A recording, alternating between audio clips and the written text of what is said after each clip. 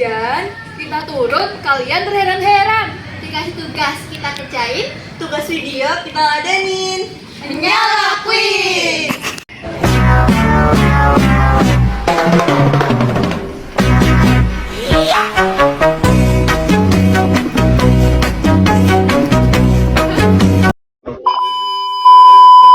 Sobat sejarah, kalian pernah dengar nggak sih kondisi ekonomi dan politik pada masa demokrasi terpimpin tahun 1959 dan 1965?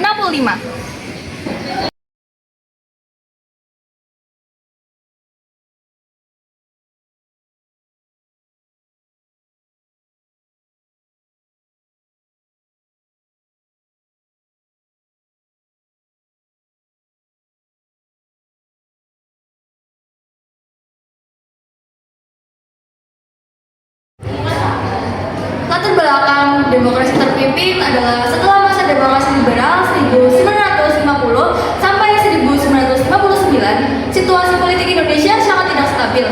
Pemerintah sering berganti, banyak partai politik bersaing, dan ekonomi memburuk. Untuk mengatasi hal itu, Presiden Soekarno mengeluarkan Dekret Presiden 5 Juli 1959 yang berisi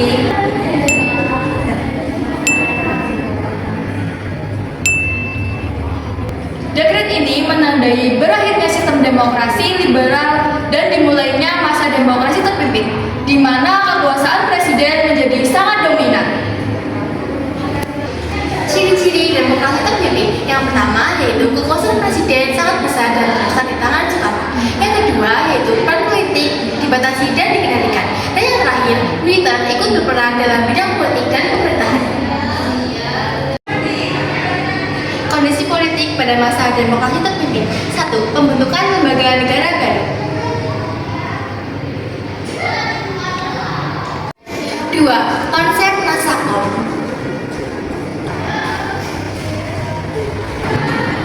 3. Peran militer. 4. Konflik politik. 5. Politik luar negeri. Krisis ekonomi masa demokrasi terpimpin. 1. Krisis ekonomi. 2. Ekonomi terpimpin.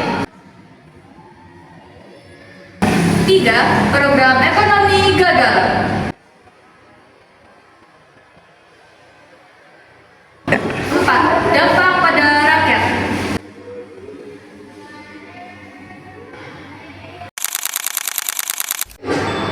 Dampak masa demokrasi terpimpin ada dua, yaitu yang pertama dampak positif. Yang pertama, semangat persatuan nasional sempat meningkat. Yang kedua, Indonesia berhasil merebut kembali Irian Barat. Yang ketiga, peran Indonesia di dunia internasional semakin dikenal. Yang kedua yaitu dampak negatif. 1. Kekuasaan presiden terlalu besar dan bersifat otoriter. Yang kedua, PKI berkembang pesat dan menimbulkan ketegangan ideologi. Yang ketiga, berakhir dengan krisis politik atau G30 SPKI tahun 1960.